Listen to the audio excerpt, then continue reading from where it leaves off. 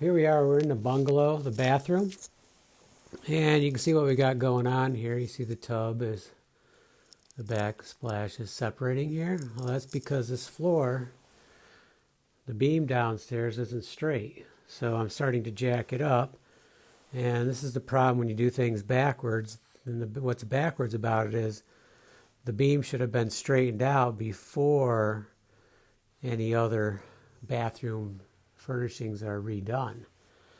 So now what I'm going to do is, you can see it's bowing out, so obviously the tub is starting to come up. And you could feel, when you walk from over there into here, you could feel it sloping down. And then if you walk from here over to the wall, you can feel it going up. And if you go downstairs and put a level on it, or take the a laser pointer and shine it across there, you can see how it dips down, and it does it on both sides actually. So we're starting to pull that up. So what I'm going to do is I started cutting in here. Turns out this is not easy to cut, so this is going to be a slow process. Right now I'm just using a handsaw, and pretty much that's all I'm going to do. I'm going to get a really sharp knife, start pulling some of that caulking out. I don't know how far over I have to. I'm hoping I can shave that with a really sharp razor knife, but I really don't know. I don't want to break it.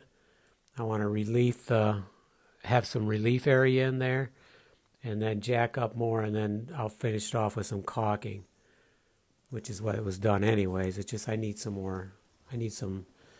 a relief in there. Need some more space. Now here the other thing is, notice you can see down here they put some molding. The molding was initially probably went to the floor, and then they caulked. So I would suspect, and right over here you can see the same thing. See how it was? So most likely that's how far the floor has dropped because of the movement. And really it's because from here over into the bedroom, those are all long floor joists.